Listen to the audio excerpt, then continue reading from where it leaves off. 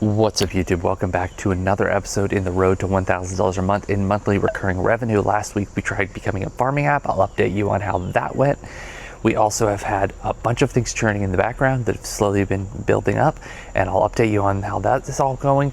But first, if you're new here, I'm Grayson. I'm a developer and I've been a developer for a while, but I'm trying to make something that makes real money. And so that's what this series is. I show you absolutely everything I'm trying, from $0 a month in MRR to $1,000 a month in MRR. This week, I'm excited to tell you that we are at $12 a month. We've passed 1%. We're almost there, right around the corner. Can't wait to hit it. No, but that's a really exciting milestone. We also had a ton of different experiments that we'll get into. So without further ado, let's jump into our analytics for the week. So this week, I want to start at our app rather than at our top of funnel here. Our app looked pretty good this week. We got 9 downloads, so that's up from 7 last week and 6 the week before, which is really good. So we're actually seeing more downloads than the weeks we ran ads, which is kind of funny and super motivating, because like that is really good to see. You know, we're actually getting some serious traction with some of these.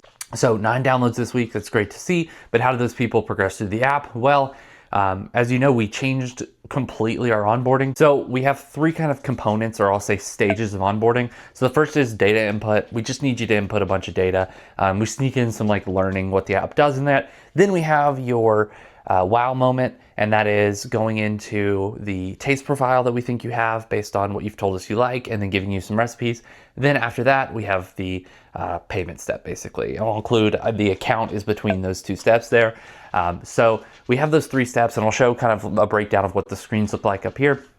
And what we were seeing prior to our current paywall was that people were dropping off the account step. They were getting all the way to the paywall and then dropping off. Cool. We expected the paywall drop off to happen. The account drop off, we didn't expect to happen. So just to keep some of those people who were dropping off at the account stage, we moved it after the wow moment, and we rebranded it as like save your progress, basically. We also changed it to be, you can have your Apple login, your Google login, or click this button and you can do email. That just incentivizes them to use some of the quicker methods. So how did that impact? Well, it's a little bit too early to like confidently say, but we saw nobody drop off at the account step, which is really promising, because we would expect about 2 to 3 people to drop off prior to this. They did all drop off at the paywall step.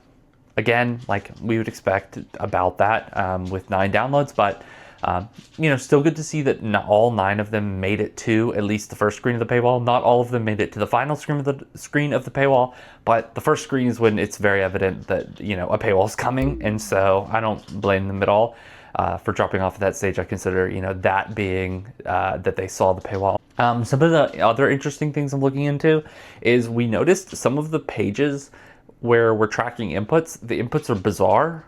So one of the pages, we kind of have leans that we give you. Do you want veggie focused? Do you want high protein? Do you want seafood? You know, stew type things, hearty, light? You know, it's just supposed to be like things you generally lean towards. And of the 9 people who went in, the median number of selected items was 9. So I think that's really bizarre to see, because we expected it to be around 3. Like I would expect people to select around 3 and then keep going, but most people were selecting almost the entire list of items.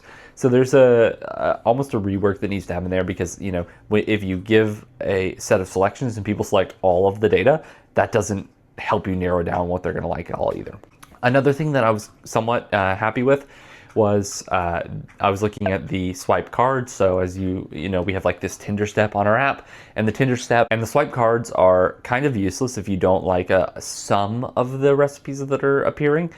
So what we did see is people generally were liking quite a bit. I think the median was about 8 recipes total, which we show you 16. So liking 8 of the recipes really is good and tells us a lot about what you like. So now I want to talk about something that's quietly started to happen that's really interesting and positive. Our impressions on our website are starting to consistently go up and up and up. So for example, prior weeks, you know, we see very, very little impressions. I would show the graph of, you know, our impressions on our website over time, but they're heavily skewed by the amount of ad spend we did about 2 weeks ago. But let's just say, you know, prior to that ad spend, it was almost zero. Nobody was going to those websites. I did include them a few places, and so we get a trickle of visitors, like a handful a day, but really not anything to write home about. But one of the things we saw this week was it hit 240 visitors a week, which was actually quite surprising when I looked into it. And was up from 183 visitors last week. So not only are we seeing quite a few visitors weekly, that number is growing quite a bit quicker. Of that, we saw 7 taps of the download button from those 240 visitors. A lot of those pages are recipe pages, not sales pages. So that's a really good amount of taps, and I'm really happy with that. But I know you're wondering, where is that coming from? And that I'm really excited to report on. 175 of them came from Pinterest, which, if you remember, we have an auto poster on Pinterest. All it does is post 1 recipe a day, links to our site, that's it. So 175 of those. That's starting to really compound. Like, we're seeing 175 people a week going from our Pinterest to our website. We have a good funnel going on there. We're auto posting. I honestly forget that it even exists. I have no clue what the recipes are. It's all on autopilot. So actually seeing traffic compound from what amounts to 0 effort is incredible. Now, I would say that is the channel I'm the most happy about, but it's not, because we got 14 from Google, which means our search engine optimization is actually starting to do something. If you remember, right at the beginning of this experiment, we started some search engine optimization. We post a blog 3 times a week, and we make sure it's indexed, and we check up on it, and we try to get different queries. And we got 14 appearances from Google. A lot of those weren't on the blog. Now, per blog, that's a very little number, but those are starting to get some usage and starting to be relevant in SEO. And as we know, the ceiling for SEO is massive. So seeing some early traction there is really, really positive. Surprisingly, even though we just got a TikTok link in our bio, the TikTok traffic is not super up. I think it was 5 clicked last week. So I thought that would spike, and especially since we got a massive video 2 days ago, which hit almost 60,000 views. So super interesting to see that didn't really move the needle. I was expecting it to move the needle much more, since I feel like it's really high effort to ask somebody to go into the App Store, search RecipePT, or search recipept.com. So, but either way, super excited to see our impressions on our website starting to really get a foothold and really be reliable. Now, the most important number, the most interesting number, we hit $12 a month in monthly recurring revenue. That person churned. In fact, all of the people that have paid us have churned. Not pumped to see that, but still pumped to get some validation that, some people at least, paid us. Get some validation that some people at least paid us a little bit. And we do see some usage from them. So presumably they're using and liking the app. I'm really happy to see that we're now past 1% of our goal. Hopefully the next few percentage points don't take nearly as much time as the first one, or else we're looking at a multi-year long, maybe multi-decade long series, which who knows, maybe we are. Now, another angle. Last week we talked about the farming idea. The farming idea was sending a version of our app to a bunch of different CSA emails and seeing if we can get farmers to use and kind of organically distribute recipes for us.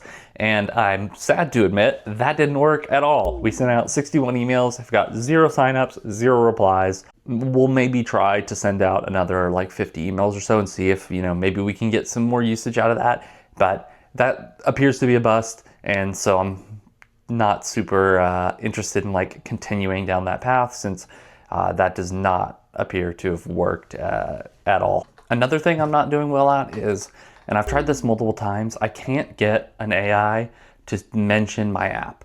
So I'll describe it in depth and it'll just be like, meh, I don't know.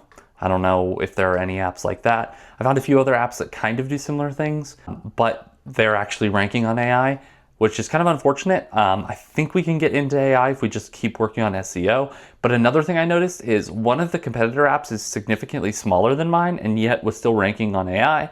When looking into what they did on SEO, they posted a lot on Medium. So I'm gonna try posting some Medium articles and see if that makes any traction at all. Hopefully that'll get us mentioned on AI. Hopefully that's the source of that. But I think that AI would be another area where if we could get mentioned on that, that would help us out a lot. So the plan is just to keep doubling down on things that are working. I might see if I can find a way to up the amount of posts I'm making on Pinterest per day, since that appears to have had a significant impact on traffic. I'll also see if I can, post on Medium, get SEO working a little bit better. Yeah, obviously TikTok's working really well, or working really well for at least, people engaging with the account. Now, whether that translates to the actual app downloads, it's not. We're not seeing a ton of that, but keep engaging with that. And finding ways to compound that even more. I might change my sales pitch on the last slide of the TikTok posts. We'll see. But yeah, that's the plan. Keep finding what's working. But anyway, that's the plan. Keep doubling down on what's working. I'm really happy with our momentum. More downloads this week than I think we've ever gotten without using ads. So happy to see that. There's a world where I start meta ads. I'm interested in that a little bit, but I think that's still down the road quite a bit. I'm going to work on organic and really exhaust that a little bit more, but well before I start meta ads. But see you next week.